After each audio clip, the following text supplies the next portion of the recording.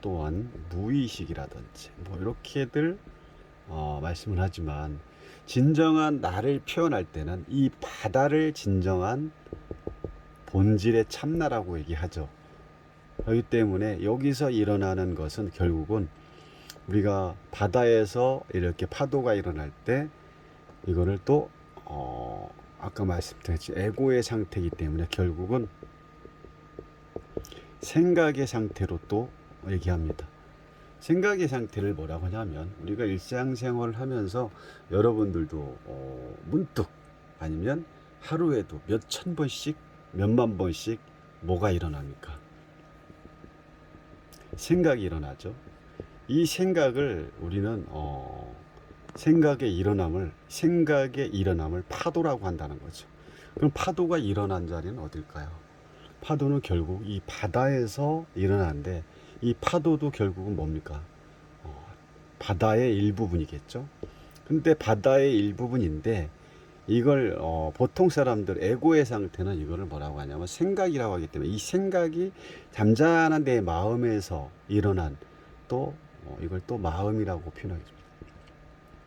마음에서 일어난 어떠한 생각, 문득문득 지금 여러분들이 이 내용을 보면서도 문득문득 어떤 다른 생각, 뭐 이따가 뭐 약속 있는 분들은 약속에 대한 또 생각이 문득 일어날 거고, 아니면 뭐 오늘 뭐 이따 저녁에 뭐 먹고 싶은 그런 마음이 또 순간순간 일어나기도 하고, 여러 가지 일어나는 그런 상황이 결국은 내가 의해서, 내 주체에 의해서 일어나는 게 아니라 나도 모르게 그냥 인간이기 때문에 일어난다는 거죠. 하지만 일어나는 이 생각을 따라 나가면, 만약에 여러분들이 이따 6시에 친구를 만나야 되는데 문득 6시에 만나야 된다는 이 생각이 갑자기 일어났어. 그러면 지금 이 영상을 보다가 이 6시에 만날 친구로 훅 마음이 또 생각이 이쪽으로 가게 되겠죠. 그럼 여기에 딸려간다는 거죠. 그럼 집착을 하게 되는 거죠. 집착을 하는 순간 내가 원래 파도에서 이 생각이 일어난 거에 따라가다 보니까 이제 내가 파도로서, 바다로서의 나를 만각한다는 거죠.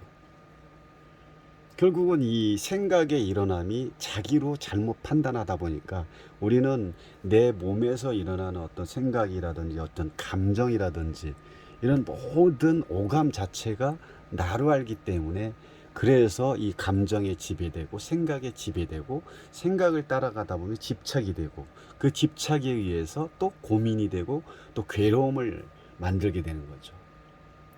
근데 이 일어나는 생각은 누구나 일어나지만, 이거를 딱 일어나는 순간 따라가지 않으면 결국은 이 일어난 파도조차도 전체가 바다의 하나의 마음의 어떤 공해 상태라고 하죠. 공해 상태인데, 이거를 따로따로 자꾸 집착을 하다 보면 결국은 그 일어난 생각에 의해서 자기 어떤 뭐 괴로운 생각이 날 때는 괴로운 거고, 아니면 행복했던 생각, 아니면 즐거웠던 생각, 아니면 옛날의 추억거리가 또 생각이 날 수도 있고, 이런 거에 의해서 자기가 순간순간 그 생각에 의해서 내가 감정이 일어나고, 그 감정은 뭐하고 연결됐냐? 몸하고 연결된 거죠. 결국은 이 모든 거에 대한 생각이든 감정이든 나 진정한 나는 이 생각도 아니고 감정도 아니고 몸도 아니라는 거죠. 그럼 내가 뭐냐? 아까 말씀드렸던 그냥 바다 자체가 납니다. 바다 자체가 난데, 여기서 문득문득 생각이 일어나는 거에 대한 일어날 때마다 또 내용이 달라지겠죠. 처음에 일어난 건 뭐 생각이 일어났다가 또 가만히 있으면 생각은 또 사라져요. 또 그 다음 즐거웠던 생각이 또 일어나면 또 그 생각을, 즐거웠던 그 생각의 과거를 따라가면 또 어떻게 돼? 여기에 이제 내가 나도 모르게 거기에 지금 젖어 있는 거죠. 근데 또 내가 직장 생활을 하다가 어떤 그 상사로부터 오늘 혼났던 생각, 어제 아니면 뭐 그저께 혼났던 생각이 갑자기 또 생각이 나면 여기에 또 감정이라는 게 붙게 되죠. 그럼 그 감정이 이입이 되면서 결국은 내가 또 화가 날 수도 있고.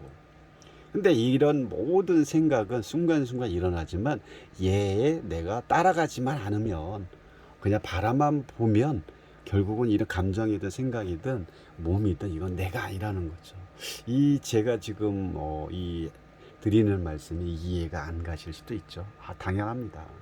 저도 이 공부를 지금 거의 5년, 마음고를 5년 정도 하고 있는데, 저도 처음에 이 공부를 하기 전에는 이론적으로 머리로만 이해를 했기 때문에 당연히 이해가 안 겠죠. 어떻게 내 몸이 아니고 내가 일어나는 어떤 생각이라는 감정이 내가 어떻게 아니냐, 부정을 했던 그런 시절도 있었고. 근데 진짜 이 오쇼 라지니 씨가 깨달았던 그 부처의 그 자리를 알게 되면, 지금 이 존재 가치라는 내용에 대해서 진정한 존재의 그 뜻, 본래의 어떤 그 자리를 정확하게 알기 때문에, 우리가 순간순간 일어나는 생각이라든지 감정이라든지 뭐 이런 거를 결국 내가 아니기 때문에 이걸로 인해서 괴로워할 필요가 없다라는 거죠.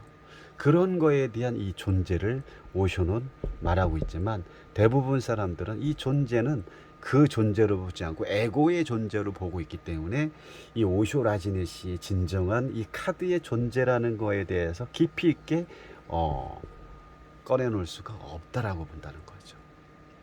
그래서 이 공부를 통해서, 이 마음 공부라는 통해서 진정한 이거는 진짜 누구나 이 어떤 그 나만의 진정한 나를 알고 있지만, 공부를 하지 않으면 누구나 또 알 수가 없습니다. 그냥 겉에 있는 드러나는 그 존재, 그런 존재를 나로 알고 있기 때문에 진짜 존재, 나의 진정한 존재를 알지 못하고 살아간다는 거죠. 그리고 제가 지금 말씀드린 건, 부처님이 고행을 해서 고행 이후에 보리수나무에서 새벽에 깨우친 자리가 이 자리라는 거죠. 참나의 자리. 그래서 견성성불이라든지 이런 말씀을 불교에서는 한 거고, 깨달은 사람들이 말씀하는 이 어떤 참나라든지 견성이라든지 이런 견성, 원래의 성품의 자리를 얘기하지만, 그게 존재의 어떤 본질적인 건데, 이 부분은 거의 다 모르고 하고 계시기 때문에 참 안타까움이고, 그래서 상담을 할 때 그냥 겉에 드러나는 이 모습만 얘기를 하기 때문에 잘 맞지 않는 상황도 많다라는 거죠. 아무튼 또 이렇게 존재라는 그 누구나 가지고 있는 진정한 본래 면목의 어떤 성불의 자리, 부처의 자리를 오늘 좀 짧게나마 이렇게 말씀드렸지만, 참 이거를 인정을 내가 깨우치지 못하면 요 자리에 대한 제가 지금 드리는 말씀조차도 부정을 할 수 있고, 무슨 소리 하는지도 지금 헛소리 하는 걸로 들릴 수 있지만 그렇지 않습니다. 진정한 부처님이 깨달았던 자리가 이 자리이기 때문에, 그러면 부처님이 깨달았던 자를 네가 어떻게 아냐라고 할 수 있겠지만, 이 내 진정한 본래 그 마음자리를 깨닫는 데는 수십 년을 지나도 못 깨닫는 분들도 많고, 아니면 수개월 만에 또 진정한 그 본래의 내 자리를 깨닫는 분도 많습니다. 그래서 지금 이걸 믿지 않아도 상관없습니다. 다만 진정한 이 존재의 가치라는 이 카드를 가지고 저는 에고의 나가 아니라 진정한 본래의 나를 지금 말씀을 드린 거기 때문에, 믿든 안 믿든 그건 뭐 부정을 하든 뭐 긍정을 하든 이거를 깨우친 사람만이 더 이 제가 하는 말에 대해서 더 확신을 갖고 이 카드의 어떤 존재라는 이 제목을 제대로 알 수 있다는 거죠. 그리고 제 말이 아니라 부처님의 말도 그렇고, 이 오쇼의 말도 결국은 이 존재의 나는 진정한 나의 존재를 얘기하는 거기 때문에, 그래서 키워드를 가지고만으로써 이거를 풀이하기는 참 어렵다라고 볼 수 있는 거예요. 그래서 이 오쇼젠 카드를 사람들이 많이 어려워하는 이유가 이런 이유에서 그렇기 때문에, 아무튼 이렇게 짧게나마 여러분들에게 이렇게 말씀드렸지만, 이 존재라는 진정한 존재는 내 안에 있고요.